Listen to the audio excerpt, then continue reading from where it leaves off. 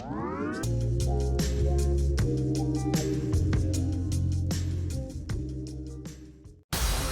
guys, sekarang kita lagi di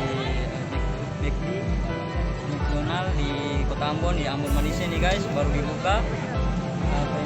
Lumayan hari ini pesanannya yang banyak antri, lihat di belakang saya banyak yang antri ya guys. Jadi kalau yang mau super cepat bisa order via Grab ataupun Gojek, pesan online.